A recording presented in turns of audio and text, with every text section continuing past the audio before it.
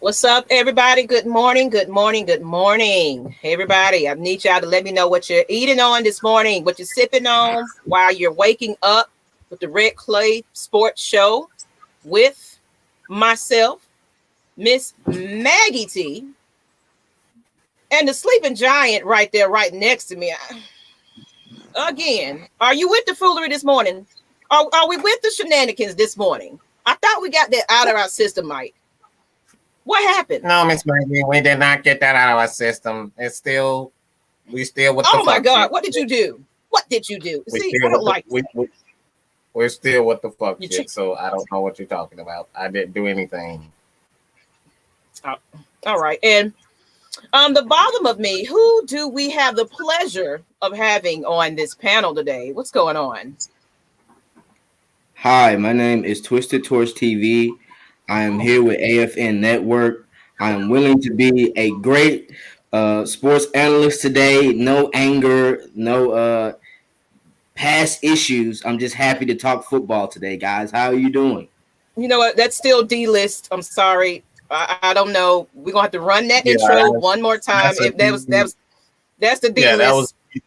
That was a D list promo. That was a D list promo. I'm sorry, guys. I'm sorry. More enthusiasm. Sound like you want to be here. All right, just please. You sound like you pick up your butt. We don't need. No. We need to. I've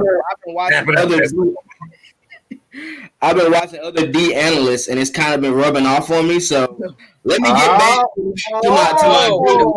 I get it. Yeah. Don't let that rub off on you. We just. Oh wow! Hey, Mr. Motivator. But anyway, look, we back with it this morning. Mr. Motivator, I appreciate you. Good morning. Cindy Edits.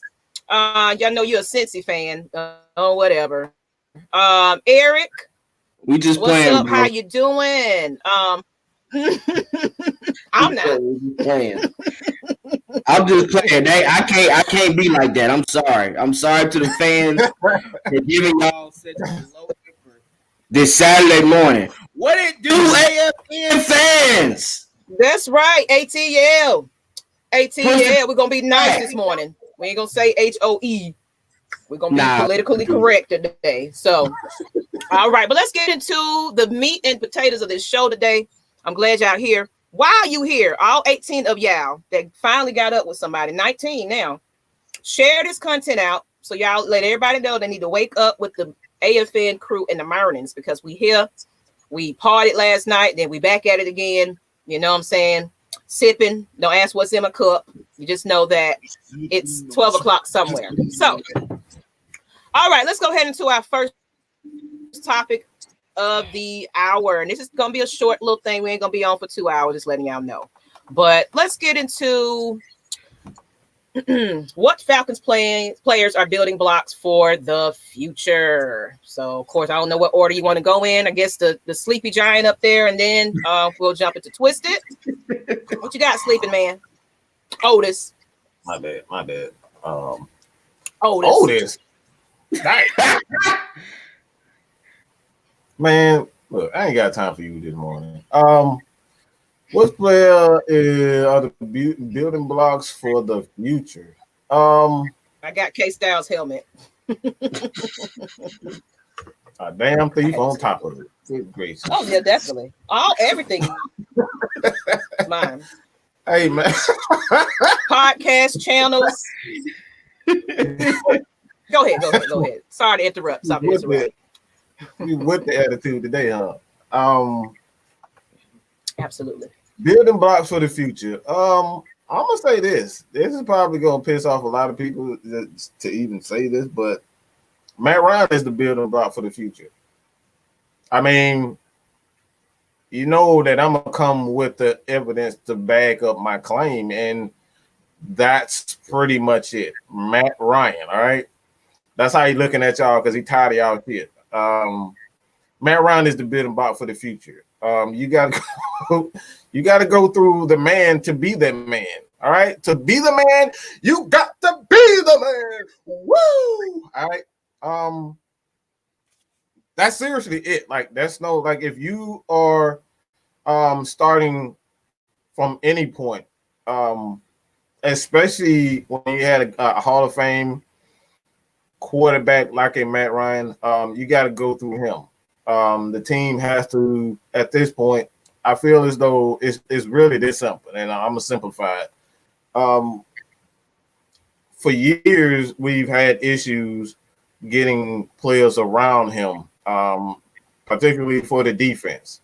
And in order for you to be able to build the defense, you got to have a guy that at quarterback that is a very consistent player. You can't build a defense without a consistent quarterback. You're going to miss on a lot of picks, defensive picks. So in order for you to get those opportunities to build for the future, you got to have that one guy on the offensive side of the ball that's going to keep things consistent. You have to just look, I'm going to start right here. I'm trying to build this defense. I need a quarterback that's just going to get the job done. He doesn't have to put up 4,000, 5,000 yards, even though Matt Ryan can do that. But I'm going to be able to use my first round, second round, third round picks all on defense until I'm able to build that defense and use, those future picks to get a quarterback. You got to have a quarterback that's going to be consistent in order for you to build a defense and build for the future. You can't have a future if you don't have a present. All right. And when we talk about present anyway, it's not just draft picks. It's money. You got to have finances.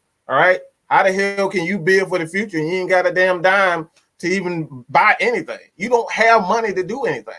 So it was a tweet out today. And I suggest you guys, he's definitely been on those guys, both Matt Carey and my boy Jake. All right, can't guard Jake. He was on also. Those guys at Sports Talk ATL. He put out a tweet today. It was pretty much saying like Matt Ryan is going to be extended. So you guys are Matt Ryan fans, or you just want the truth as far as the cap numbers are concerned, go find Matt Carey, Can't Guard Jake. Both those guys at Sports Talk ATL. They actually have a podcast, Sports Talk ATL. Y'all go over there and tell them Mike sent you, AFN sent you, and that's really it, man. You got to have the consistent quarterback, and you have to have the opportunity to do what the Patriots do, and that's just building around them. Put everything together. Like you got to have a number of picks. You know what I'm saying? You can't just collect a bunch of picks so you can go out and make a trade up. But you can't do all those things when you constantly looking for a quarterback, or constantly looking for another Julio, or constantly looking for another left tackle. You got to have consistency. So like that right there is the building block for the future.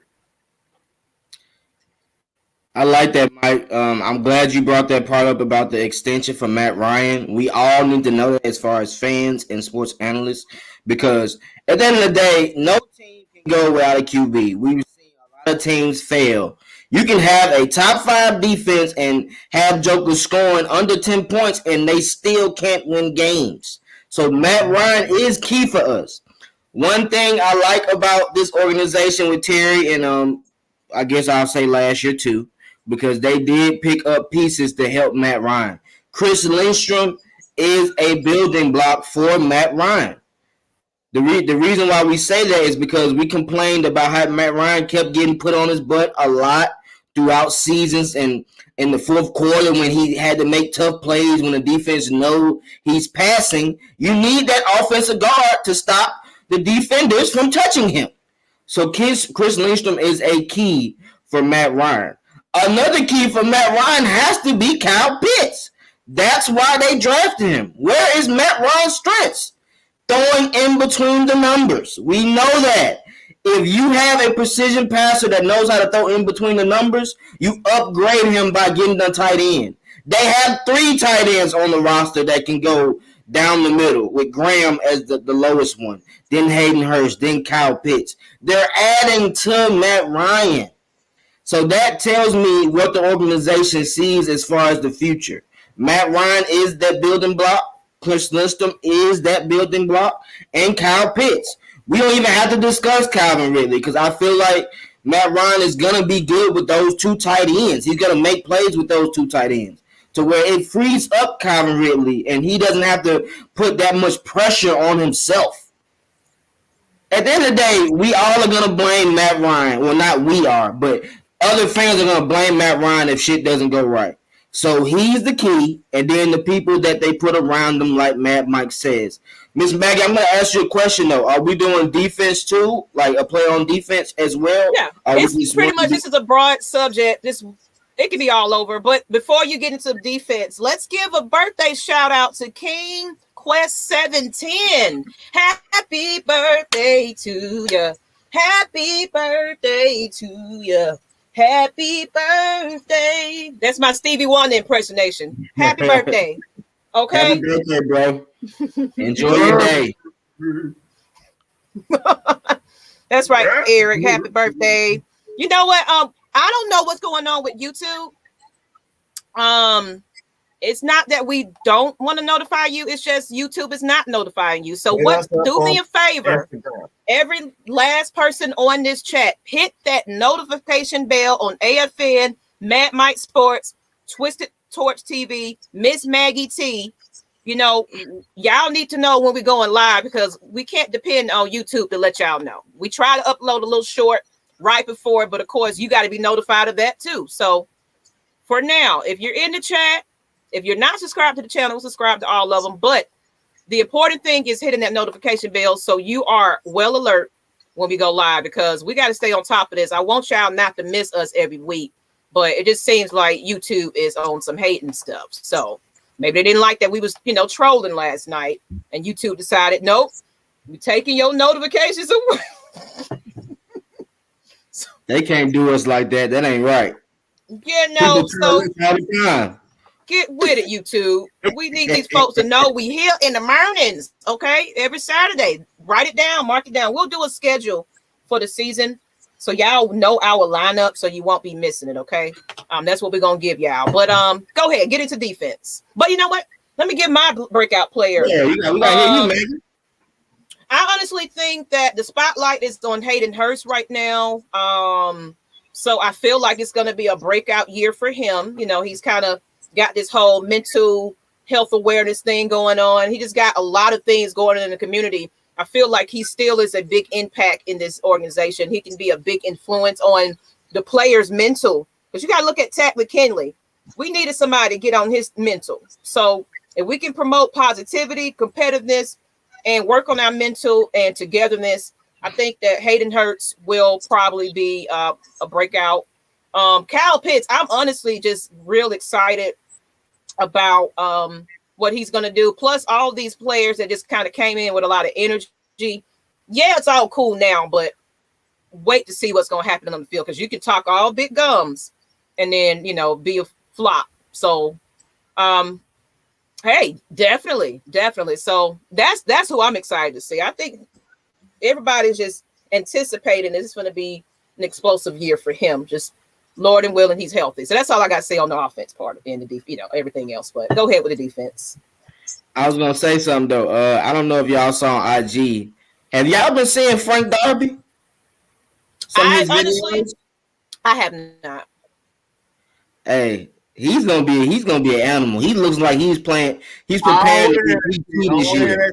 I don't want to hear that bullshit. I don't give a fuck about none of that off the field shit. You get on your ass on the field. And we've seen this shit time and time again. We've seen people that's why I said it's gonna be one of wait and see league. We just said Tack. We just called Tack name about him, how he all amped up before the games and how he making those damn faces. And I'm calling out this person. It's 3 sacks easy today, and then get your ass ran through like a goddamn like Suki Hunter, Amber Rose slut defense. That's not gonna happen. He ain't look. I'm cool. I'm glad he taking pictures with Shaq and all the motherfuckers, but get your ass on the field. No, I'm talking about the field workouts. No, he's talking about the field workouts. I don't care about none of that. I don't care about no workouts. That ain't football. Well, one thing I can say that plays in Frank Darby's favor compared to Tack trash ass, he has a veteran QB that's going to be able to help him. and he has a better offensive coordinator compared to our defensive coordinator that Tech had. And he got drafted late in rounds. So his hunger is going to be different than Tech. Tech was a first-round pick. He got paid the first day he got set foot into the league. You know them up-and-comers that get the 4th, 5th round, 6th round picks, they have more energy. They have more hunger because they're looking for a payday. He's not even expecting to be in the league in some way. So he's going to play his best at the end of the day. That's why I have faith in him as far as that. We know what Tech did. Like, you got a whole point to where you shouldn't trust players based on Tech. I'm not going to lie to you about that. But I feel like Frank Darby has a special nick coming for this offense. That's all I said. Is he special? Is he very exciting? Hell yeah. Can he make you smile? All that? Yes, the hell he can. He can shimmy on the field. He can do the bird dance. He can flop it out a little bit. But first down. Do that shit after first down. Do that shit after touchdown. Then you can gain my confidence. But look, I done seen so many players in this league. We talk about guys like Josh Smith who had that bravado. You know what I'm saying? Like Josh Smith had that swagger, but the motherfucker could jump to save his damn life. You know what I'm saying? So my thing is not to down anybody. It's exactly what Arthur Smith said. Frank Darby came in there running his mouth, and he was like, "Look, we got some guys on this team. They some animals. So until you prove yourself to them first." Don't come in here running your mouth. Yourself.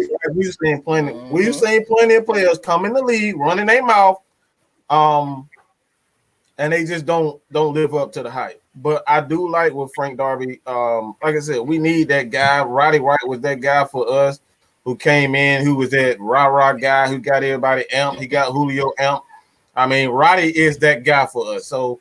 Do we need that guy? We need that spoon. He could possibly be that Sean Weatherspoon, that guy that just like get everybody. You know what I'm saying? Get everybody amped. So when you look at it, ignite the fan team. Yeah, that's what we do. We need some electrifying people that's going to get Atlanta excited, like Trey Young gets the Hawks excited. That's who we need. I'm gonna get to this King Shaq comment. Frank Darby was tough in college. He was just injured a lot, and he got a lot of positive vibes. His talent wasn't 5th rounder. He's not a 5th round talent. He's definitely not a 5th round talent. Let's see. Hayden Hughes. Are y'all wondering if Roddy White is going to help him a little bit, or help him and Zacchaeus and Russell Gage more this year, as far as coming in the fold? They don't really talk about Roddy coming to practices and stuff like that. I'm just wondering, is he going to be able to do some of that this summer, as far as training camp? That's a good question. I don't know. I think that would be ideal. What is Roddy White doing right now? I haven't really followed him in a while. Yeah, I still think he's doing some high school stuff. I think he's still doing things with high school for the most part. Okay. But yeah, I try to reach out to him, but all these people so Hollywood. So we're gonna get somebody on the show one day. Mm-hmm. You probably gotta see him in person. He person type interviewer. He don't like he does. Yeah, he probably is. Well, we're gonna work on that eventually. AFN gonna be. Oh, and speaking, since you said that, someone asked, "Are we gonna be going to the open practice?" Yes, we are. AFN will be in the building. Me, Twisted Torch, Matt, Mike, KSTYLZ, J Rock, and my twin sister, along with that's it. Whoever else we missing. And my kids, but. We're going to the open practice. That is August 7th. That's a Saturday. $5 tickets. I will put it in the description. Yeah, I'll get the tickets. From last time I saw, there's still tickets available. So scoop up them $5 tickets, y'all. They're probably gonna have the vendors open, so y'all get them $2 hot dogs and enjoy yourselves. Cause I'm gonna be lit before I come up in there. I'm just letting y'all know. So don't be all up in my face, cause I don't know you. I'm just playing. No, I'm just joking. But thank y'all. But let's get into y'all done with defense. Y'all want to move on to the next? Oh, we didn't do defense. We didn't do defense. We've been all over. We just been talking about any player. yeah, man. The Falcons gotta do better at that as far as getting older players in on training camp. But I will be going to training camp August 1st. They have an open practice. So I will be checking that out. I'll try to get some film work for AFN and Twisted Torch. So if y'all are able to come to the open practices as well, we're gonna see what's up with that. But my defensive player, I'm gonna go ahead and say we all know who it is. It has to be 45, Mr. AK Stopper, C Max Stopper. Dion is a pivotal part. When you have D tackles that's able to scrape and get Dion open to fly around, Dion makes a lot of plays. We know that. Dion Jones is pivotal as far as calling out calls, as far as getting his linebackers set up. And you see how Foye has expanded his game being next to Dion. Dion is a pivotal piece for this defense, and if we're going to be able to rush the QB like we expect to and play coverages, Dion has to be in the fold. In 2018, when he had that foot injury, you saw how impactful that mattered for our defense. Dion Jones can damn near cover 20 yards back in the field in that Tampa 2 if they ever call it. He's able to rush the quarterback. He's able to guard tight ends, running backs. He's even able to guard slot receivers on certain occasions. So Dion Jones is pivotal as far as for us. What you got for me, Mike? I'm going to limb and say this person. Y'all probably gonna think I'm absolutely insane, but that's probably gone. Y'all already know I'm insane. I'm gonna say Dante Fowler. I think he's a huge part to this defense. I think if we can get at the very least 6 sacks, this team is going to be an immediate threat defensively. We always talk about balance along the defensive line. Grady Jarrett is going to be that guy as long as he's healthy. Grady Jarrett is the second best defensive tackle in the league, without question. I don't think anybody in their motherfucking mind can say that Grady Jarrett is not the real freaking deal. He is the real deal. He's the son of the hammer, all right? The dude, his uncle is Ray Lewis, so he knows about intensity. He knows about bringing it every damn game, period, point blank. It's in his DNA, so that's going to happen. But when we talk about defensively and what it needs to happen, Dante Fowler. We need that balance up front. We get that Dante Fowler that's healthy. It's like even if he if he has a issue, with an ankle here and there, as long as we can get 6 to 8 sacks out of this Falcon defense, is going to be absolutely amazing. Because when you look at Kaminsky, I believe Kaminsky can give you 3. Taquan Graham, those guys, they can give you 2 to 3 sacks. We're talking about, guys, Marlon Davidson. Those guys can give you at least 3 to 5 sacks. Those 3. The defense is already better than it was last year. These guys had 29 combined sacks last year, and I think like 19 of it came away from the defensive line. That's the defensive line itself. Yeah, that's not good at all. So we get a nice balance of defensive sacks, especially with Grady Jarrett, but most importantly, Dante Fowler. This is a win. This is already a better team. Yeah, I totally agree with you about Dante Fowler situation. Mm-hmm. Like Dante Fowler is a key piece because he can already stop the run. We've seen him set the edge and bring that intensity as far as stopping the run. We just need him to come correct as far as getting to the passer. And we've seen him on occasions get to the passer and just miss. Like he gets close to the QB and just misses. He has to complete those sacks. Mm-hmm. It actually happened with our defensive line a lot, where they made pressures, but they didn't finish the play. So if they finish plays, man, that secondary is going to be able to really hunt and be able to get the ball to the ball a lot. You said the whole defensive line. I think, the whole defensive line has to step up. I'm glad you said that. One thing about Dean Pease and his secondary, he doesn't take a lot of unnecessary chances. Even when he blitzes, he still has it's a controlled blitz, so it's very aggressive. Mm-hmm. But these guys, his safeties, aren't making a lot of dumb mistakes. They're not like out of position or anything like that. Mm-hmm. He's like I said, what he likes to do is zone blitzing. And if you know anything about zone blitzing, it's pretty much just controlled chaos. That same thing that Maggie's always preach, control chaos or just create chaos.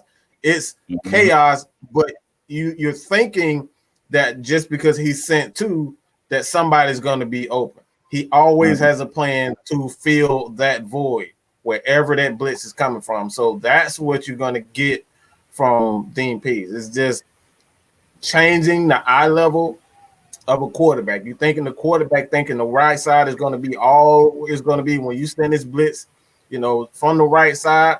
Guess what? He already has a guy like Deion Jones dropping into that zone. You thinking that he got a defensive lineman dropping into that zone when you thinking it's wide open. So it's controlled chaos, just changing near the quarterback's vision, because that's something that the Falcons opponents in the past seasons or so, like they got used to seeing that cover three. Nothing changed with the cover three. It was just the same thing. So he wasn't changing the quarterback's vision, and that's why people was like, "Why weren't you blitzing a lot?" It was working because they were changing the quarterback's vision. Got to change the quarterback's vision. And one thing I'll say to add to that, as far as in the last year's scheme when we were doing those zone blitzes, we were dropping DNs back there. This year, when we're doing those blitzes, we're dropping Malik Walker back there. We're dropping Copeland back there. We're going to switch and put Fourier to the outside and drop him back there if we do zone blitzing. Like, so it's going to be speed to where you're not just going to be able to run a real route or run just an outside route and get open. No, they're going to still be there. You might see some picks off of those type of plays. That's usually how you get your interceptions. I want to ask y'all about AJ Terrell and Fontenot. You know, what do you think about this year for them two? Because Fontenot was hurt, wasn't he, most of the season or something like that? What I can remember, it was like he. Okay. They just didn't play him. I don't know if he trash or he just. Like I said, I don't know why they. Maybe he is trash. That's probably why he didn't get any play. He wasn't getting no playing time. Yeah. As far as in that the D tackle role, like I don't see him playing as much because we're expecting Marlon Davidson to step up. You know what I mean? So it just all depends on. Then we have Kaminsky. We don't know where they're gonna actually line him up too much. Yeah. And that's what we hope to see when we go to training camp, like how they expect to use Kaminsky. Because Kaminsky has that, like, he's not a J.J. Watt body, but he can be close to a T.J. Watt type of body. He can make those type of plays if you give him playing time. Versus the Cowboys, if you watch that game, Kaminsky was making some plays. Versus the Raiders, if you watch that game, not the Raiders, but Las Vegas Raiders, Marlon Davidson was stepping up. When he got in the game, he was stepping up. You couldn't really run the ball on them two. So I don't know how Fontenot fits in that fold, man. He's going to really have to come out in training camp when he's going up against those offensive guards and really step up and make plays. Because I don't know if Arthur Smith is going to do it to where they're tackling the backs and stuff like that. So we don't know how nasty Fontenot is going to be. We won't know until preseason when he actually gets to take people down and show that he's able. Because when he was in college, he made a lot of plays. But we haven't seen the NFL. And then not having preseason last year, he just didn't fit the fold. Hold on, let me stop this right quick. ATL Sports Elite, are you using the correct email? Because I've been receiving emails from quite a few people. So let me put it back in the chat. But if that doesn't work, just message me on Instagram and Twitter or Facebook. You can find me. But it's Maggie T, MAGGIE, the letter T at AtlantafalconsNation.com. But I'll put it back in the chat. Appreciate you for put it in for that writing position. As well as I know y'all see in the right-hand corner next to me, well, next to Twisted now, our new logo. If y'all haven't noticed that, we are rebranding. So that's our new logo. Got a lot of things coming up soon. Y'all be knowing about that. But let's go back. Now, can we switch it up to special teams? Because, we don't talk about offense, defense. AJ Terrell. AJ Terrell. Oh, go ahead. My man. Then we get into special teams. Look, I'll be doing everything else, y'all. So don't mad me. AJ Terrell. Again, I think everybody on the special teams. Excuse me, but my shoulders all fucked up. All these basketball, football injuries just got my shoulders all messed up. But No, they're just because you old. That's all. I mean, don't blame that on. Man, forgive her. All right, forgive her. All right. Look, I think everybody in secondary is going to be make a lot of plays. I don't think this is just going to be an AJ Terrell issue. I will have a film breakdown coming on that real soon. But I do have a couple of them, so you guys can check out the AJ Terrell tracker. It's not on AFN yet. I will have that soon, so you guys can check that out on AFN also. But AJ Terrell, I believe when you look at Dean Pease, we talk about Dean Pease and his defense. It gives players the freedom to make plays. And that's what we're talking about. But you have to be in the right place to be able to make those plays. And that's often been the issue with the Atlanta Falcons under Dan Quinn. There were opportunities for these guys, but being that offenses knew exactly where they were going to be, those plays were less frequent. So a lot of times, like, they weren't ready for it. This time under Dean Pease, you're not going to know where these guys are going to be coming from. From game to game, he's going to be in a 4-3. He's going to be in a 3-4. He's going to be a bear defense. Like, this dude's going to be in a big net. Like, he's going to do all types of things. He's going to be in 2-4-2. Like, he's going to be 2-4-5. He's going to do a lot of stuff. So when you look at Dean Pease, yes, AJ Terrell, being that he is the most talented corner on the roster, he's going to have more opportunities to look even better than what he does now. Being that Dean Pease is a guy that you never know what you're going to get. Life is like a box of chocolates. That's what you're going to get. You never know what you're going to get. That's what it. Jenny.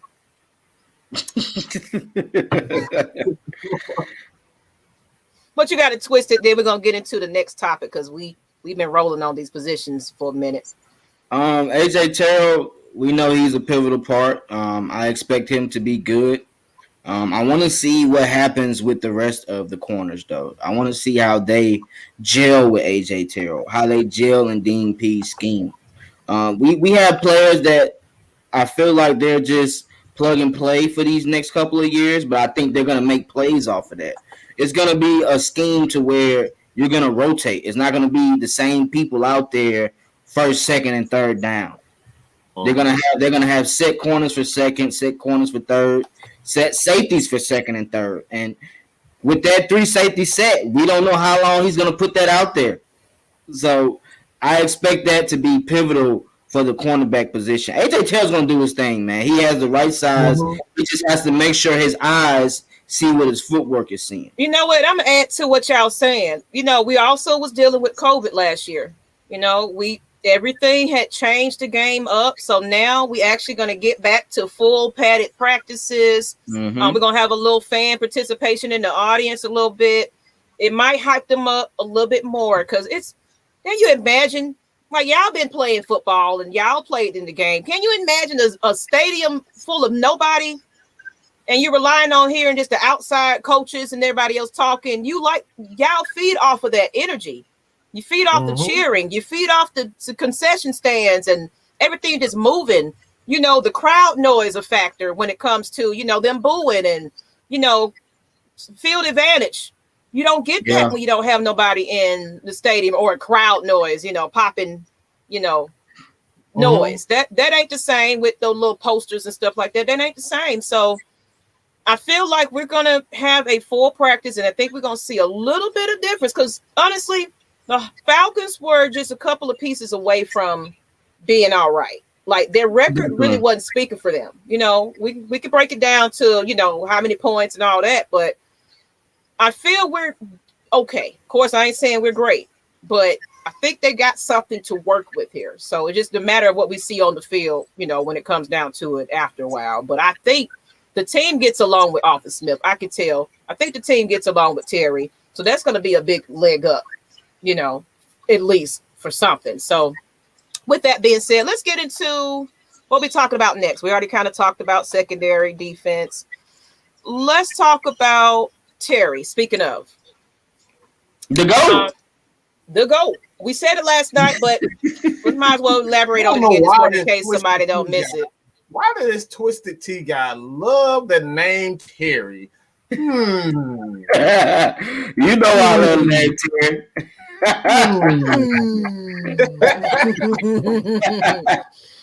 But apparently, he basically, dang, where's the article at? I just had the article and it closed out, y'all. I was gonna have the whole quote, whatever. But basically, he just unquote, don't quote me on it, but he basically said that it's not a rebuild. He don't use that terminology. It's pretty much like a retool. We just, putting players where they need to be in their natural positions, what they knew and, learned and studied, putting everybody where they need to be, making sure there's some competitiveness. So no, it's not a rebuild. A rebuild would have been getting rid of our quarterback, not Julio Jones.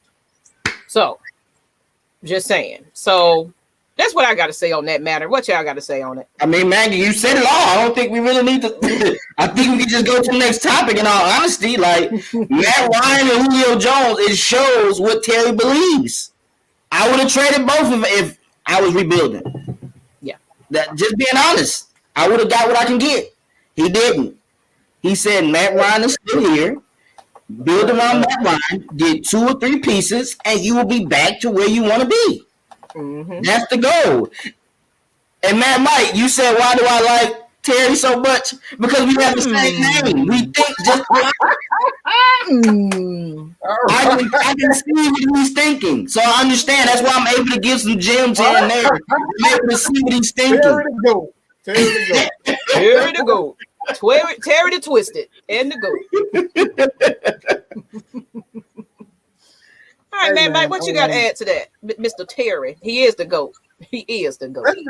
Let's be real. Only people that want to rebuild are fucking losers, okay? Like, let's just be honest. If your ass want to rebuild, you are a fucking loser. And you heard every word that I said. I'm absolutely right.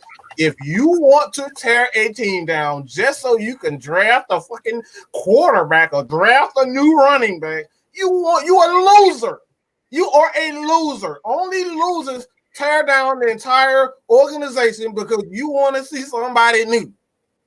That's not what champions do. If you want to win, you look at your roster, see if this guy good, if this guy sucks, and you make the necessary adjustments. Only losers, okay, have rebuilt. Only losers have rebuilt. This team is not a loser. I don't know. Y'all remember Jim Carrey doing that? I think that was Liar Day or whatever they called. Liar. That's a classic, by the way. Classic. That's it, man. Like I said before, that's what it all comes down to, man. You're a loser. This organization is not a loser organization, so they're gonna do look. It's about making money too. That's what people don't realize. What? Pan trick day. I'm really excited for training camp and the preseason to start. Hopefully, y'all can do some live commentary for the preseason. Look, we're gonna be definitely live for a lot of things during preseason because I know y'all want the news and the content. Also, we're going to be at the opening day. So Twisted is on fresh on the camera. So you might get a little insides, stadium stuff too. So y'all be on the lookout. But of course, we ain't on Fox level yet. So we ain't on sidelines and doing it like that yet. But y'all can get us there. Just keep subscribing. There you go. Just keep subscribing, getting us to 10K on every platform. Get some people to take notice to us so we can go ahead and get verified and be official. So we can't be bumping, hands with Ledbetter and them. You know what I'm saying? Because that's where AFN need to be. So thank you for bringing that up and thank you for your comment. And Mr. Motivated Dean P's going to mix it up. Can't wait. The defense. Well, you know what? Eric? What y'all think about that? He said the defense is rebuilding. Can I show a picture real fast? Mm-hmm. Does Arthur Blank look like he's trying to rebuild? In case y'all didn't know, Arthur Blank is old. He does not have time to rebuild, guys. I need y'all to know that. That's why he brought in certain people to help this organization get back to where they want to be. Dean Pease is not going to make this defense be rebuilded. He's going to call the right plays and set up the right scheme to play towards players' strengths. That's not rebuilding. Like Mike said, it's retooling. They've added pieces here and there to be able to be comfortable. Don't forget, we already have a good offense. You just have to be able to stop players or stop teams in the right time. That's it. We already got two great players. We already got two legendary players. And I don't give a damn what nobody says. I still believe that Deion Jones is the best linebacker in the league. I give all the respect to Bobby Wagner, but Bobby Wagner has things that we don't have. He has consistent defensive tackles sitting in front of him that allow him to move and do whatever he please. You talk about the great Ray Lewis. Ray Lewis always give up his respect to Haloti Ngata, the guys like Tony Siragusa that took up space to allow him to be able to do what he does, and that's move around and run around. So if you got these 300-pound guys all on Deion Jones is not going to he's not going to look as great as he is. But even in a couple of crappy years, Deion Jones was still putting up these big time 90+ tackles, 4 interceptions, 5 sacks. That right there in a losing team. We were giving up big time numbers, and this dude was still putting up big time numbers. So I don't give a damn when nobody say Deion Jones the best linebacker. And look. Let's be real. Who's a bigger playmaker in the middle of the field than Deion Jones? Ain't nobody. Ain't nobody. It ain't nothing this dude cannot do. Period. Deion Jones is that damn dude. Interceptions, Tommy sacks. The dude is just that damn great. And I haven't even mentioned Grady Jarrett. He's the second best defensive tackle in the league. Period. Nobody outside of Aaron Donald consistently gets pressured in the backfield. He's unblockable. So when you tell me that the Falcons are rebuilding, if they were rebuilding, these two guys will not be on the team. They won't be on the team. Let me get back to that comment that I was mentioning back where he was saying about the concession stand. Go back to that real quick. Where it go?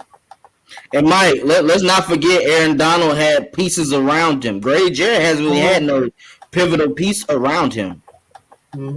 Except for Dante Pro in 2017, of course. I was trying to find that comment. And Ndamukong Suh. Yeah. Come on now. He had Brockers too, right? Brockers too. Yep. Brockers he's now gone. He's looking for more money. You know what I'm saying? Like those guys are a hell of a player. So I always say all the time, man. Look, y'all can. Man, Roquan ain't got a damn thing. That's a look. He got drafted. He got drafted because he is a Deion clone. Let's be real. I'm a Georgia fan, bro. I know. Look, you can't tell me nothing about linebackers because Georgia has some great linebackers, and we're talking about Roquan. Falcons have had some legendary linebackers. So if you talk about linebackers, can't nobody in not a lot of teams outside of especially the Falcons. We've had some of the greatest linebackers of all time. Started with Mr. Tommy Nobis. So you can't tell me about talent as far as the linebackers is concerned. And like I said, no disrespect to Bobby Wagner, but Bobby Wagner has things in place that Deion Jones doesn't have. I want to get on this comment. I want to get on this comment with D. Coleman. They bet not be feeding off the concession stand in the game, Maggie. They can't have a hot dog. Them players can't eat hot dog. It's $2 hot dogs, y'all. Is it still $2? Them boys can eat. We need some big hungry boys, so we need to make sure they fed. We're gonna get them about 5 hot dogs, people. All right, so we can have a 5-star team. Hey, I ain't gonna lie though, Tevin. Bobby Wagner's on decline though, bro. If you look at Deion's stats and Bobby Wagner's stats last year, you'll see who was the bigger playmaker. Bobby Wagner doesn't really get interceptions like that. In the past 3 to 4 years, he hasn't really been getting interceptions. He just gets a lot of tackles. Deion Jones gets a lot of tackles. What can you add besides being a tackler? All linebackers can tackle. What can you do besides that? Can you blitz in a timely manner? Can you get the QB down? Can you drop back into coverage and literally get your hands on the football? Not just get lucky in the seconds. Attack the ball. Deion Jones attacks the ball. I'm sorry, what you said, Mike? Do you smell what the Rock is cooking? That man, oh boy, that's greatness right there. Look, like I said before, man, he already said it. Y'all, everybody gonna hate on Atlanta regardless, and that's why Deion doesn't get any respect because he plays for Atlanta. But if he played for the Patriots, y'all be all that man nuts like some damn like a. I was about. This is early in the morning. It's early in the morning. Oh, last thing. Who was the best linebacker in the Super Bowl last year or this year?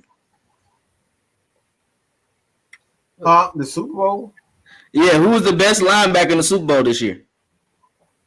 Who was in the Super Bowl? I forgot that quick. It was a Deion Jones clone. Devin White. Oh, it was a Deion Jones. Devin White. Right. Devin White is drafted because of Deion Jones. Deion Jones changed the linebacking core. He changed the game, bro.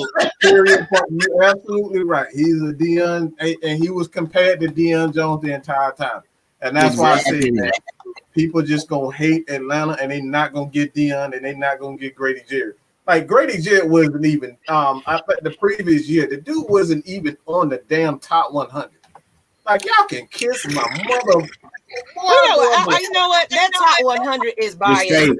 Cause they put Matt down. I let them top 100. I be like, you know what? Whatever. I was like 90 something. Like 90. You tell me 90. Man, come on, get out of here, bro. Hey, Mike, Maggie, how many times has the top 1 or top 10 player been an MVP?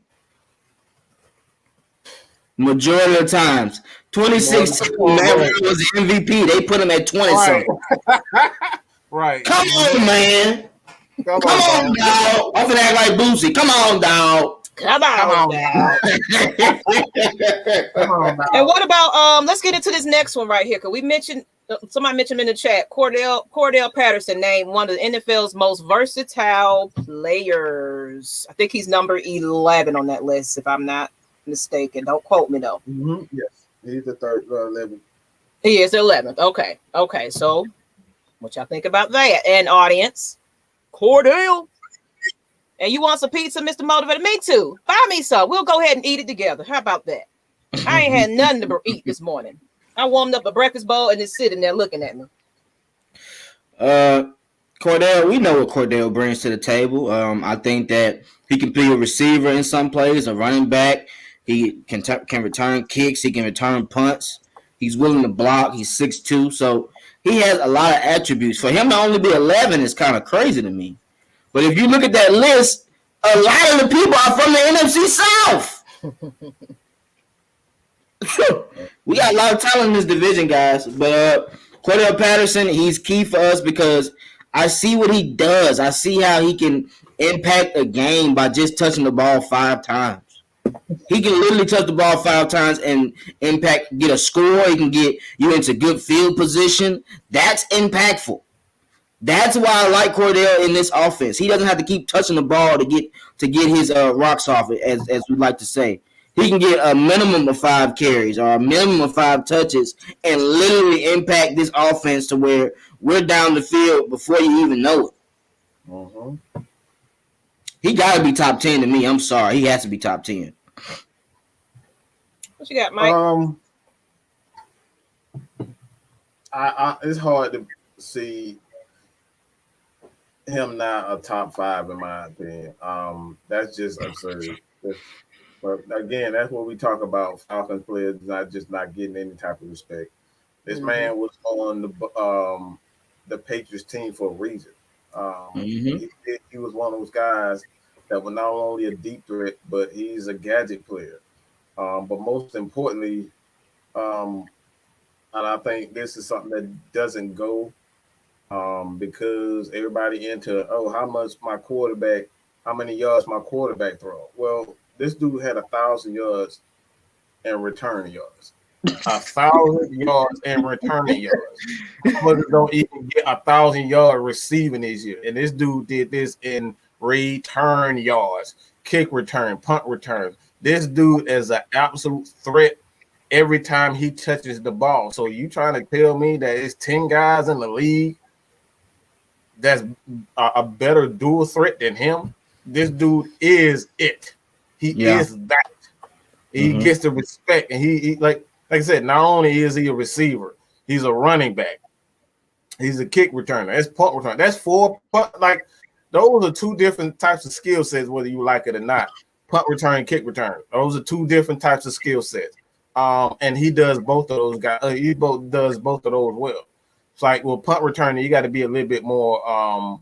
You got to be more decisive in punt return, because like you dance around in punt return, like that's it. Kick return, it takes some time to kind of formulate and try to, process the information. But punt return, you got to be immediately. So like those are 2 different types of. So this man actually playing 4 different positions. So I don't. And that's why I always give Tyreek Hill so much respect, because he does so many things. He's exactly that. So, like, if Tyreek is not number 1, and, like, I'm just going to be real, I don't even like Tyler Lockett. He's another guy that's up there. Lockett is a guy that I could say is, but Cordero Patterson got to be top 5. Like, I don't know who write me damn list down, but if you ain't giving Cordero Patterson his credit, it's like someone said in the chat that them top 100, top this, top that, it'd be biased, popularity contest. I don't go by that. I'm sorry. I go by what they do and their stats and everything else on my own personal. I don't need nobody else to say Matt Ryan is 99. I'm sorry. So right, come on, bro. And that's how I feel about that. And one thing we got to think about is they changed the rules kind of for Cordell and Devin Hester. Yeah, and he's still getting all-purpose yards when they're putting it to where he shouldn't really return the kicks. They're kicking it all the way to the end of the end zone, and he's still bringing them out and getting yards off of that. Then it's changing to where some coaches don't want you to put it out because you started the 25. But with him, you're not even gonna question that. You're gonna be like, well, if he takes the risk, we might pop. Let's just let him do it. They're not doing that with everybody, so that shows that he's a weapon. And we didn't even discuss this, Mike. I know you might want to do a breakdown about this one day. He can do the read option. Yeah. Put him in there with Allison and Mike Davis, and they gotta pick their poison. Oh my, Mike, I can't be talking to you, man. You get me too hype, bro. What about this question right here, y'all? With TB3 Entertainment, Chris Rowland and Avery Williams won't return. What do y'all think about that? You think they're returning? Chris Rowland, hell no. It's going to be between Avery Williams and Cordell. Yeah. And that's going to be how many plays they give Cordell per game, I think.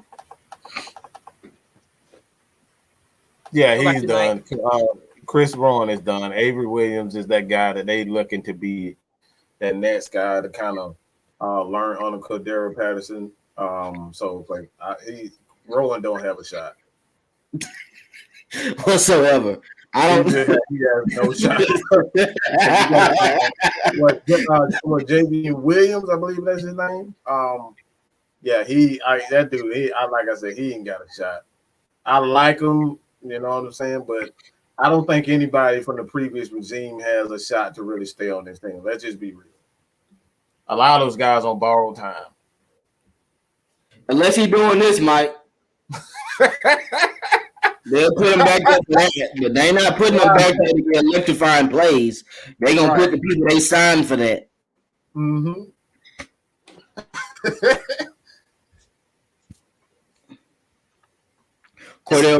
Cordell Patterson is going to do awesome in our return game. He'll give the offense great field position, and he's a big body who's hard to tackle. Yeah, and he got wiggle. People don't realize how big he is. The dude like 210, 215, 220. Like, that dude is big, man. 6'2". Okay, let's jump into the next one. We don't talk about Mr. Cordell. Let's get into basically, why haven't we heard from Dean Pease?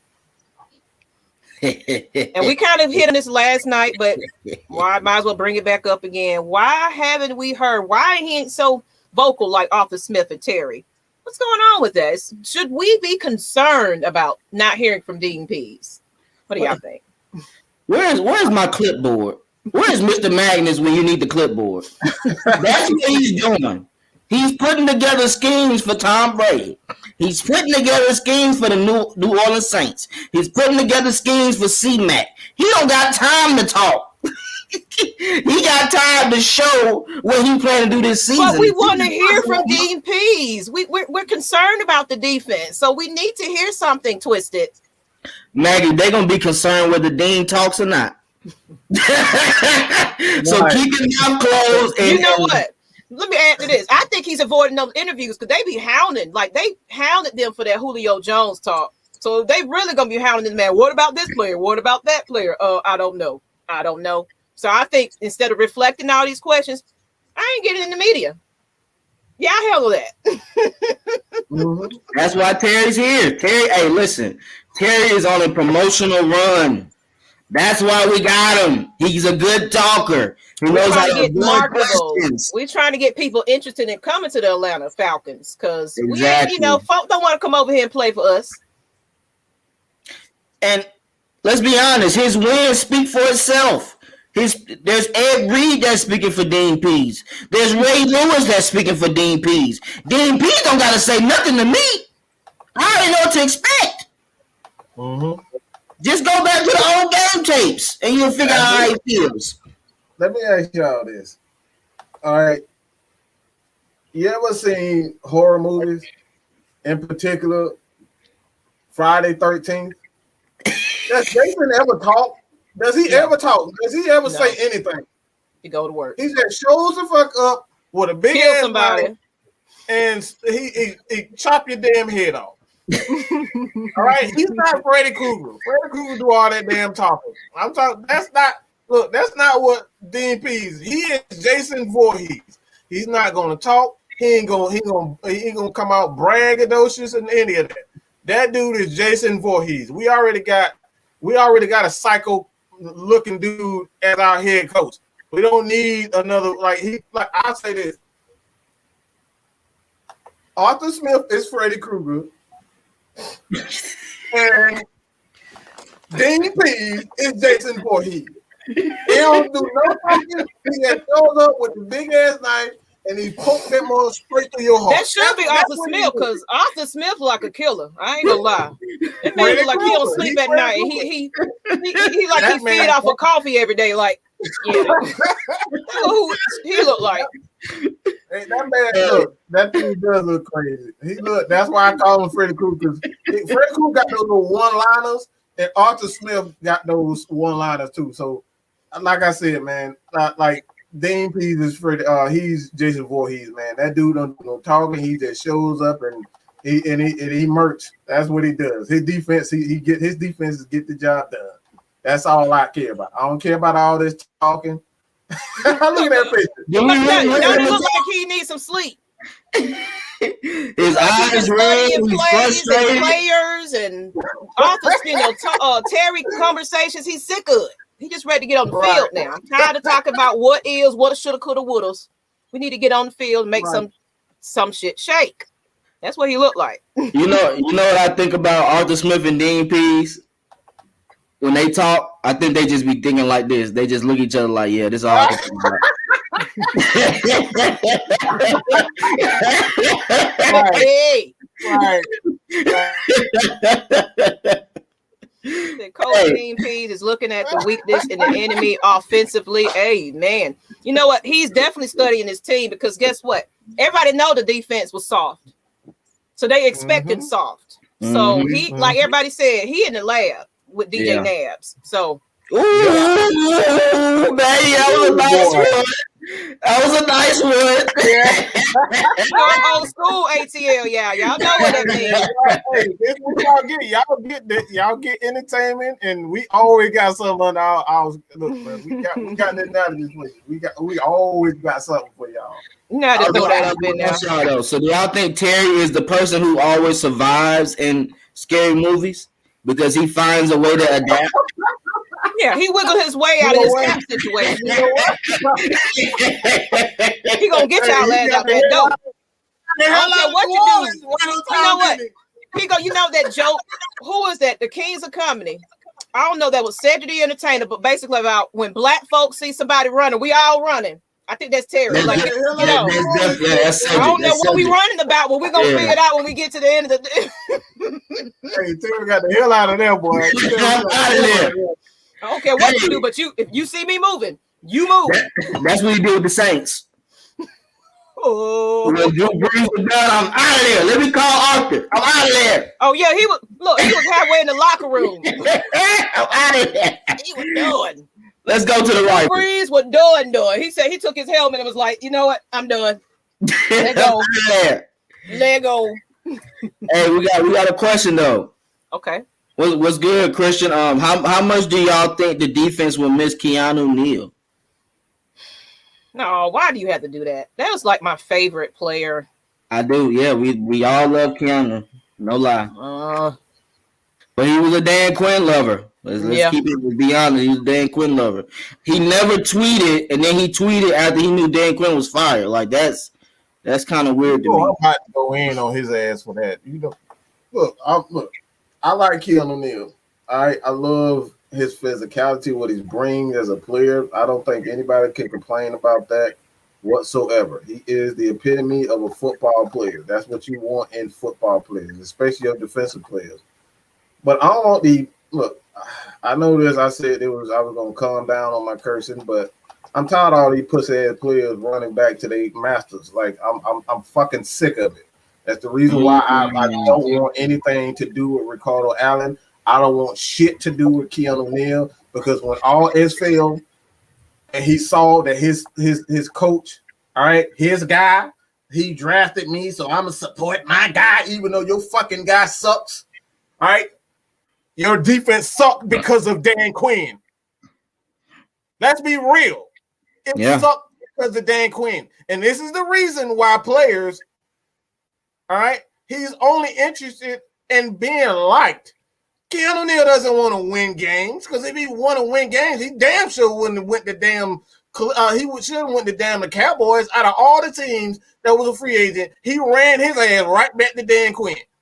That's what we're talking about. That's the culture that we're talking about here in Atlanta. When all that's failed, let's run back to our master. Let's run back to guys that like us. Let's run back to the fans that like us. And we ignore the truth.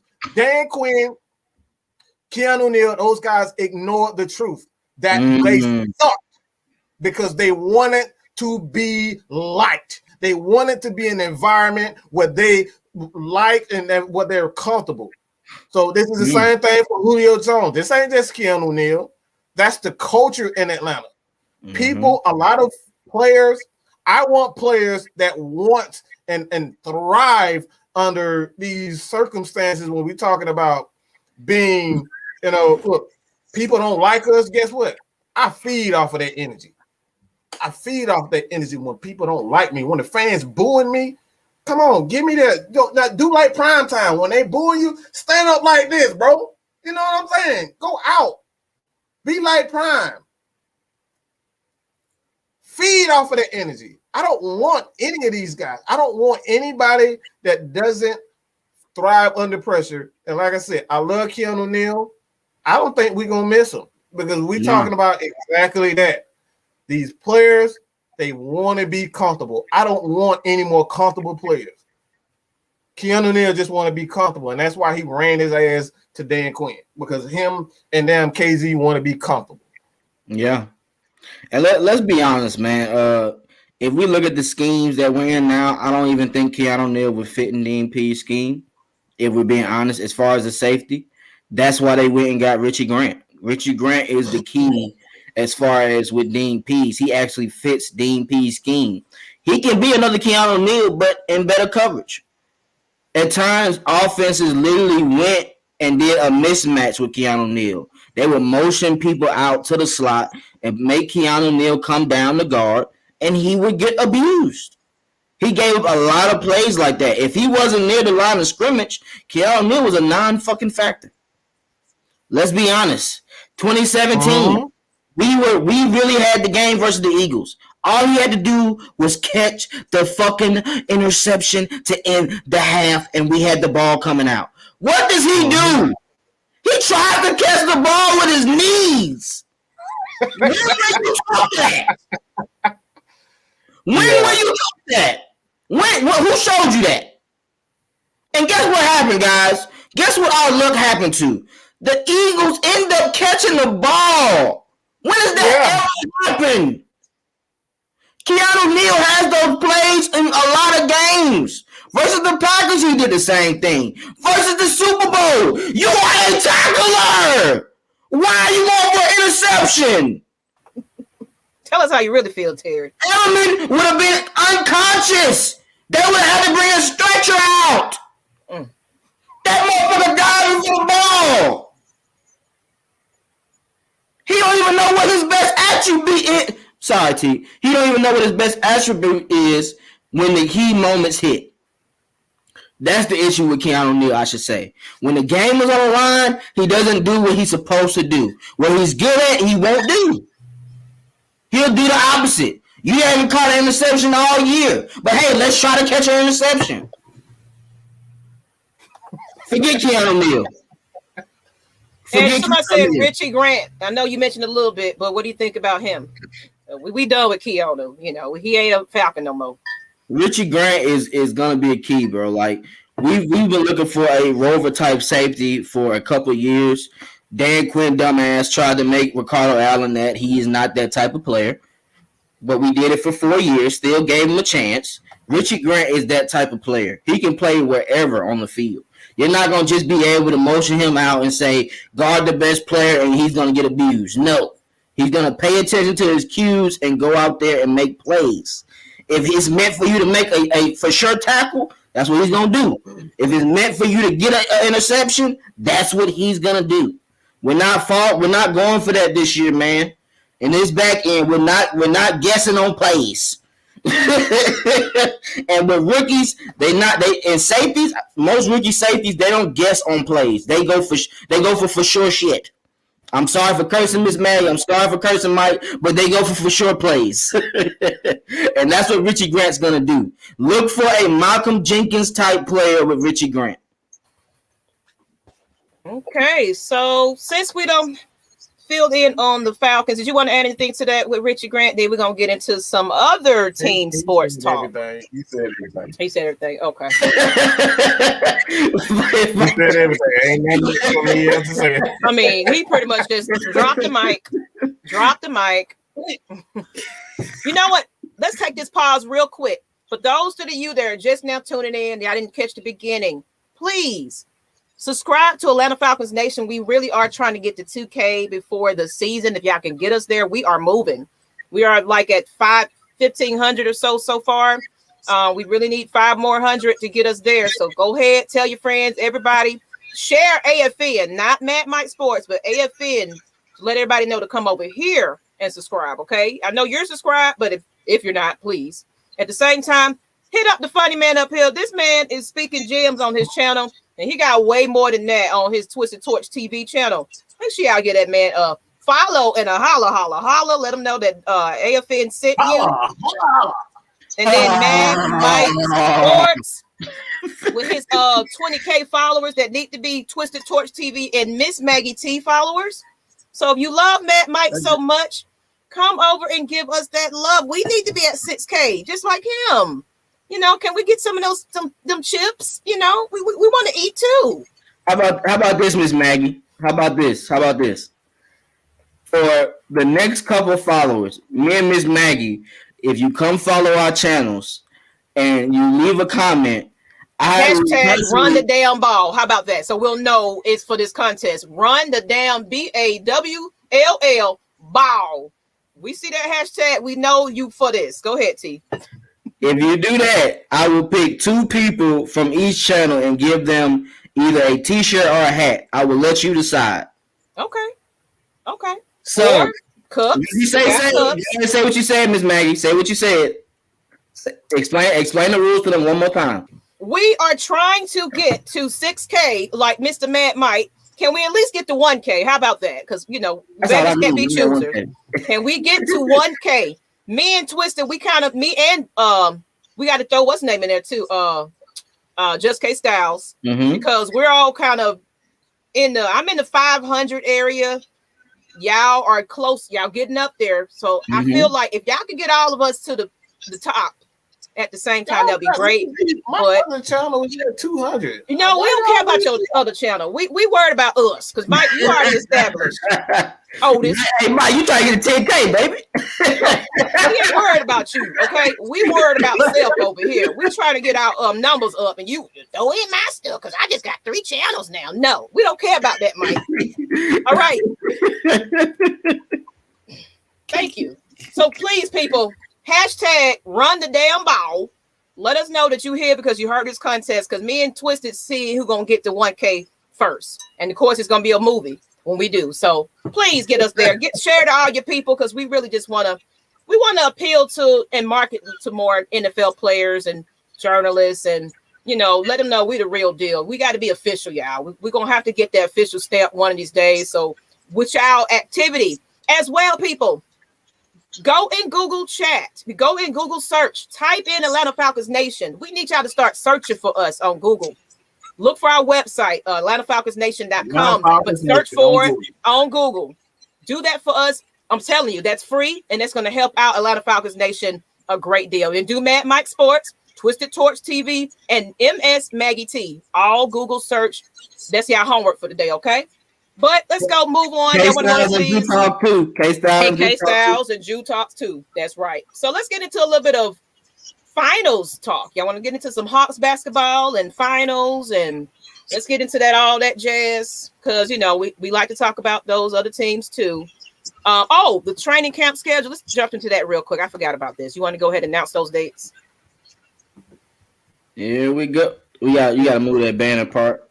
Okay. All right. So practice begins July 29th and July 30th. It will be closed to the public. July 31st, August 1st, it will be open. August 1st is my birthday, guys, so I might be there on August 1st. August 2nd is back closed for just the players. August 3rd through the 5th, it will be back open. And August 7th, you will get a chance if you buy your tickets. You will get a chance to take a picture with Miss Maggie. You will get a chance to take a picture with Twisted. You'll get a chance to see Mad Mike the scientist and see if he wants to give you a rant or not. He has the choice. But if you meet us there, you will get some opportunity. So make sure y'all tune in if y'all are in Atlanta. All right. I love that. So we definitely gonna be in them building with them $5 tickets and $2 hot dog. We finna be some happy campers. Because guess what? Football is about to be back, and I'm ready to smell what Matt Mike is cooking. Y'all hear that? They're right. So let's get into some finals basketball. What do y'all think? Y'all paying attention to the series? I really don't care because the Hawks not in it. So and they should be. Dumb Bucks looking like they should have sat down. I'm just saying. That looked terrible. It just kind of looks like they set it up for Chris Paul to win because he's an ambassador. That's why you're my brother. Hey, look. Oh my God. I'm so glad you just said that. Hey, you done? Because I'm about to go on a whole rant. No, I'm just puzzled, man, because like you really telling me that the ratings aren't down? People really prefer to see Giannis, who can't shoot threes, who is not entertaining, who doesn't even talk on the court, who doesn't show facial expressions, none of that, versus the young phenom, the hatred kid, versus Chris Paul. You telling me you wouldn't prefer to see Young versus Chris Paul? You wouldn't prefer to see Cam Reddish versus Devin Booker? Those are all better matchups. Clint Capella versus Ayton. Every matchup I just stated is better. It's no way. You know what? You know what I think it is, guys? I'm really coming to the realization. People know Atlanta is the party city, and they know we're going to go effing crazy if we get our parade here. It's like they don't want us to get to that next level because they know Twisted, we got a running joke amongst our friends that we used to say that if Anybody, Hawks, Braves, Falcons, anybody get a championship, we running in the city of Atlanta streaking. That's what we doing. That is what we're gonna be doing. We streaking in the city of Atlanta because we goddamn finally got one. So watch out, people. Miss Maggie is streaking for that. Just get your cameras ready and your money, because I'm gonna be bailed out. I gotta bail me out now. So just look at the history though. The Braves were up 3-1. They should have went to the World Series last year, right? The Hawks, literally, no one expected them to do anything in the playoffs. They get all the way to the Eastern Conference Finals, and you telling me a referee steps on Trae Young's leg? Out of all the injuries, a referee steps on Trae Young's foot. It's mind-boggling. I really don't be believing that stuff, bro. Like how we lose games, it just don't be making sense to me. I really don't. That's all I got. I still don't figure it out. I'm puzzled. I really don't know. I like Chris Paul, but I'm so sick of these fucking LeBron stories. LeBron best friend, LeBron girlfriend, LeBron second cousin. He won NBA championship. This guy who played with LeBron, he did this. Look, I'm real happy for the city of Phoenix. I really am. And I'm like, my brother actually played basketball with Devin Booker's father. So I get that. Like I'm happy for the young man. But I'm so sick of everything just always gotta tie back to LeBron James. All I see on Twitter, Chris Paul, he 3 away, he 2 away, he 1 away. Just shut the hell up, LeBron. Okay? His first time in the middle, they doing this. Even when they got nothing to do with him, it's got something to do with him. Like every time we turn around, LeBron, he got hurt. If he wouldn't have been in, like I'm so sick of any. Like, can we have a playoff game that has nothing to do with LeBron? Mm-hmm. Like, can we have because even if we won the championship, there's gonna be asterisks around our name. I feel it. LeBron because this player was hurt. Atlanta Falcons. Trae Young only won. He did that. LeBron put out this injuries conspiracy out, and now nobody wanted to watch it because of LeBron. So just get his. Like, I'm so sick, and you can kiss my natural light-skinned, red caramel ass because I don't give a fuck. If you are a LeBron fan, you are one of the most hypocritical people in the whole universe. Y'all know that man ain't nothing but a damn crybaby, but y'all like the stats that he get. Y'all love everything about LeBron. Oh, LeBron, he get back to the community. What about Matt Ryan did the same thing? Y'all said it ain't no big deal. He's just doing it for money. But when LeBron do it, he giving back to the black community. He loves the black people. Like, it's always what an asterisk when it comes down to LeBron James. So when it all comes down to it, I'm happy for Devin Booker. I don't give a flying fuck because if you look at Chris Paul, the dude is an asshole. There's a reason why he's been on so many teams. And I'm not saying this, he's really hated. Even Devin Booker came out and said, like, Chris Paul ain't all it ain't for the faint-hearted playing for him. He's an asshole. That's the reason why. He's an ass. Is he a great player? Yes, he's a great player. But he's not a good teammate. He's not a good teammate. He's been with several organizations because he's a horrible teammate. Let's just be real. So, look, you can call me whatever you want to, but it all come down to it. I just got to go with Terry on this, man. It just seemed like it was bigger. Their agenda was actually bigger than the game. And that's where it comes down to. Things just did not sit well with me. Seeing a ref standing behind Trae when he playing. Like, why is a ref? Like, my uncle was a ref. I know what you're supposed to do when you are a ref. You're not supposed to be anywhere near the player, period. Why are you that close to Trae? Get the hell away from him. get off the court. That's a fact. Back That's a fact. Like I said, I know the game, so you can't tell me. This is look, Uncle Larry Story passed away. Okay, he was a ref for Georgia High School, and he applied to turn professional before his kidney issue. He was a professional ref. I know the game. You're not supposed to be that close to a player. You're supposed get to be out angry. the way. They train you to get out the way. He's standing behind Trey, and he sees Trey, and you still standing there. So, like I said, I'm not calling it a conspiracy. I'm just saying some weird shit happened. And then to top it off, hold on. To top it off, Giannis shows up like it ain't nothing. Like they don't put some goddamn miracle, some holy. He don't oil them knees and legs and ankles up, man. Yeah, he playing like ain't nothing wrong. Jumping around, doing cartwheels and every damn thing. Like nothing ain't happened. Like, are you kidding me? Oh, they set that up. They set that up. They set that up. I mean, I know y'all be, y'all the excuse, but they ain't want to see Atlanta in the finals. Look at Lopez, though. Look how he's playing now compared to how he playing with the Hawks. Yeah. Lopez is nothing. He's trash. He hasn't been good in 3 years. Yeah, bro. Come on. Look, we ain't saying it's conspiracy, but we saying some funny issues happening. And I want to shout out because I just shared the stream in the Atlanta Hawks diehard fanatics group that we run also over there. Look, we do everything.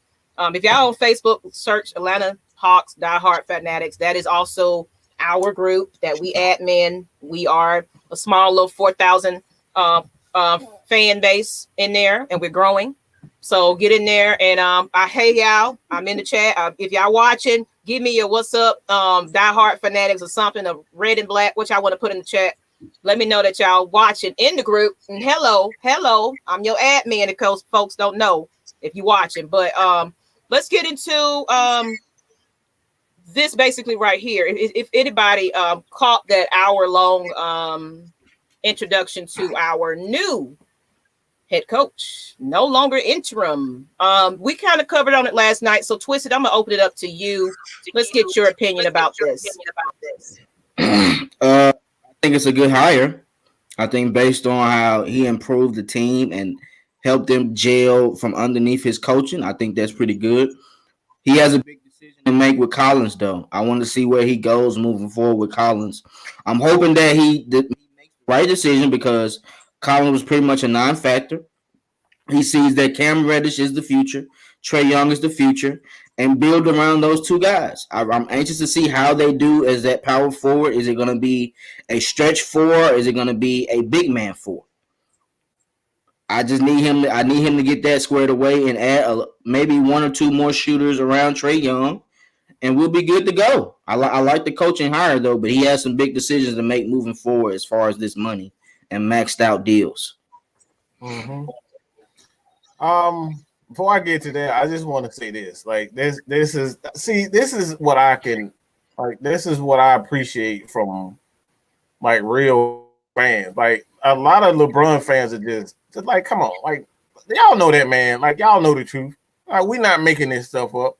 It's like this is a LeBron fan, and he just says, I'm a LeBron James fan, and I don't care about anything else but basketball, honestly. And I can agree. I'm tired of seeing all these tweets about him too. He not playing. Give the book to CP, they shine. And like that's what I'm talking about. It always has some like why out of all the times now you want to come up with that they want to start promoting them what the damn cartoon is, the damn Space Jam 2. Like all of a sudden you want to start putting out Space Jam during the finals. Like right, like really? Like right now you want to put out Space. Like he thought he was gonna be there. Yeah, get out of here.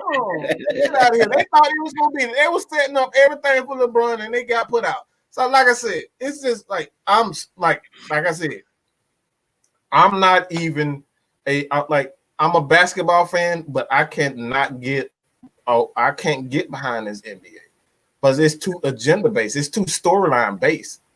It's storyline. I just want to see basketball. I don't care about what LeBron fans did when he got his new movie. Like, I don't give a damn about none of all that stuff. Can we see hard-nosed basketball? That's why people fell in love with the Hawks. Let's be real. Because they came and kicked down every narrative. They kicked down every door. They said we was weak. We showed we wasn't weak. We proved everybody wrong. That said Trey was too soft, and the dude became a villain, and he made people like him. All right, he didn't campaign say I'm the greatest player, I'm the best player. I feel like I'm the best player in the league. He didn't do any of that. This man said, "Hey, she won't let me be great. She down there fussing, so I had to get her. I'm babysitting KSTYLZ Jr. But that's like I said, that's all what it all comes down to. That's all it comes down to it, man. But as far as the Hawks are concerned, I just want to see what the hell. Why the hell Rachel Nesbitt was gonna start talking on my damn phone? Like, what the hell? You know, them smartphones be something else. Yeah. Hey, what the hell? Mike, you know what I missed though? I missed the 2000s, bro. I miss how players just went out there and made plays. I miss how Kobe Bryant would just do his interviews, job not finished. Like, it's not about promotion. It's not about that. It's about going out and showing you're the best team. And with LeBron losing, it kind of showed how they really feel about the NBA to me. You know what I mean? Because they didn't expect the Suns to win. Only certain people thought the Suns could win to the Western Conference Finals. People picked the Clippers, people picked the Lakers, majority that way. And the Suns showed that they can do it. The reason why they showed that is because they have a person that's like Kobe Bryant on their team. Devin Booker has that skill set to where he's going to take over and he's going to be a trained, silent assassin. We don't have players like that no more, man. And with Trae Young and with the Hawks, they showed that they can do anything. And quite honestly, like, some games they won as far as passing and assisting and getting floaters and getting alley hoops, and some games they won as shooting threes. They showed they can be a team. And even if they had Cam Reddish in those other series, I don't even think they would have been longer than they would. Because Cam Reddish is a great defensive player. Just imagine if he was able to be unleashed early in the playoffs to where he had his foot down for the finals, the Eastern Conference Finals. That would have been a whole different finals to me. And let's get into this. John Collins wants to play for the Hawks. Of course, another year. Do you think they're gonna give him that same contract he turned down? They better, because I ain't giving his ass no more than that. Like I said, look, I'm not. Everybody like this is another thing. This is Atlanta coaching. Every time somebody dunk on somebody, y'all want to give him $100 million just because he made a highlight play. Right? Y'all want to give y'all label Michael Vick the GOAT of all in the NFL, say he gonna be a Hall of Fame and all this type of stuff. Like, look, man, just because a man make a highlight play don't mean he deserves $100 million. Okay, doesn't mean he's the greatest. John Collins is a terrific player, but he's not worth a max contract. He's not worth a max contract. We needed him to step up in the absence of Trey, and the dude barely had he barely eclipsed 15 points. and like he barely eclipsed that. I think he had like 16 points that game. You know what I'm saying? And all of that came in the fourth quarter when he decided he wanted to start playing in the fourth quarter. We was already losing, and now you decide you want to start shooting the ball. It's too damn late. You had 3 quarters, and all of a sudden you want to get to the third quarter and say, all right, let me start getting aggressive. Like, that's the stuff that I'm talking about. Got to have that dog mentality. So in order for you to get that $100 million contract for me, you got to have that dog mentality. When your leader is down and we have no one to turn to, you got to step on your own 2 feet and say, guess what? I don't give a fuck what none of y'all say. Y'all better pass me that goddamn ball. That's what we needed from him, and he didn't do that. And we hear Kobe, we hear Mike say it all the time. We heard Scottie Pippen say it about Mike. When Mike is on, look, Mike gonna say, look, pass me the damn ball. You better give me this bad ball. Period, point blank. If you don't give him the ball, you're gonna have hell to pay. All right. That's as simple as that. When people, that's why I like Golden State so much. When they see Steph and either it's Steph or Clay on fire, they just step the fuck back. They step the back and it's like, oh, here, go.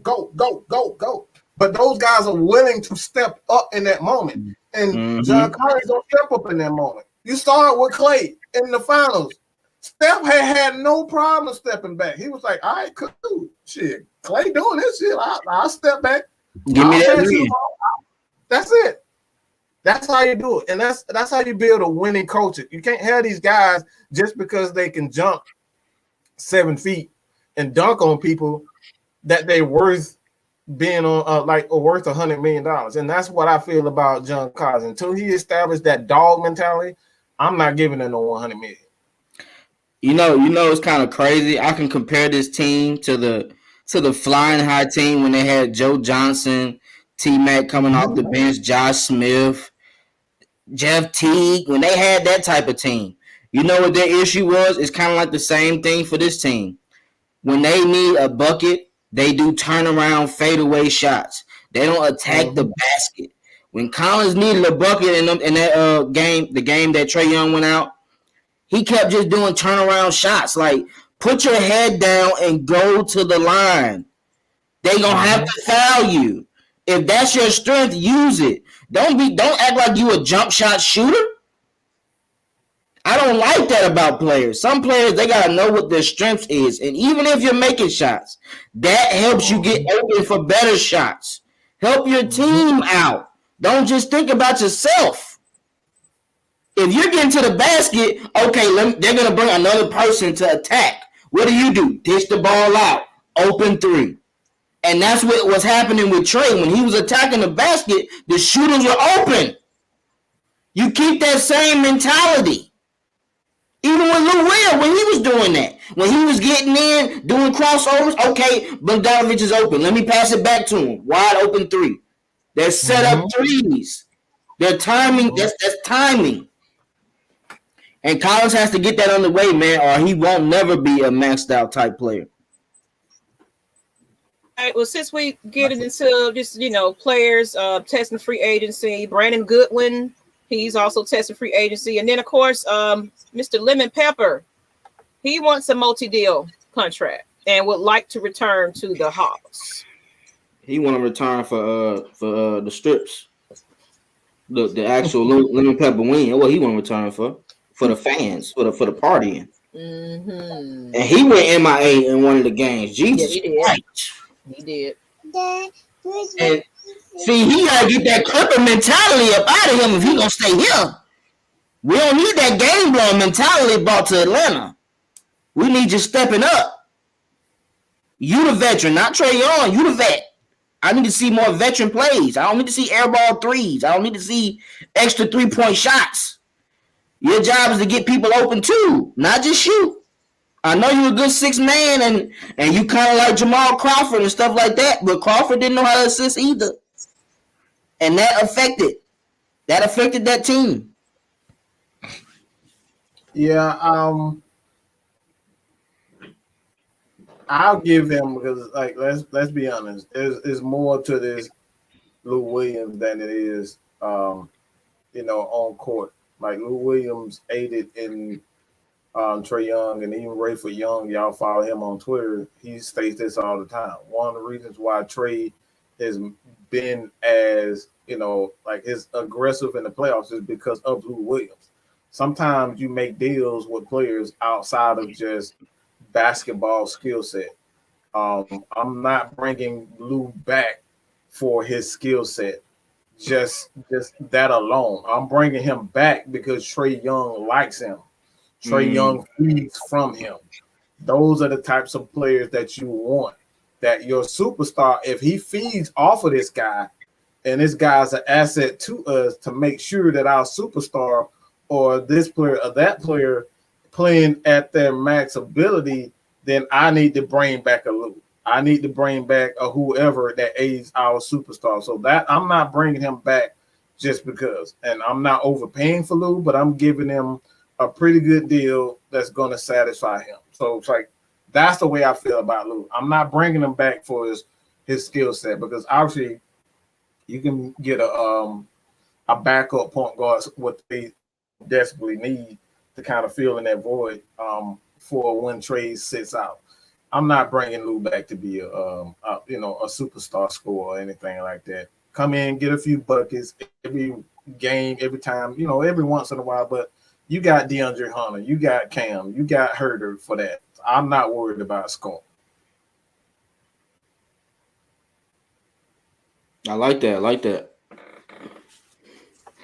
On that note, I think we probably gonna go ahead and call it a show. We've been on about an hour and 30, and this one here is being talkative and fussy and cranky.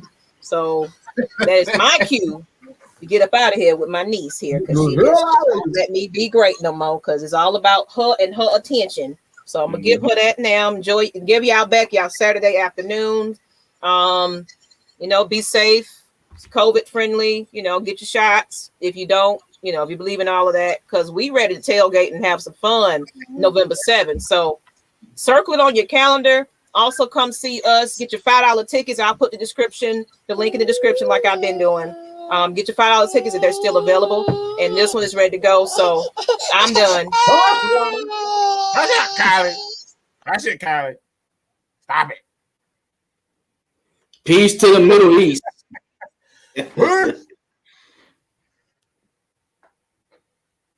Come on, Miss Maggie. Close the show, woman.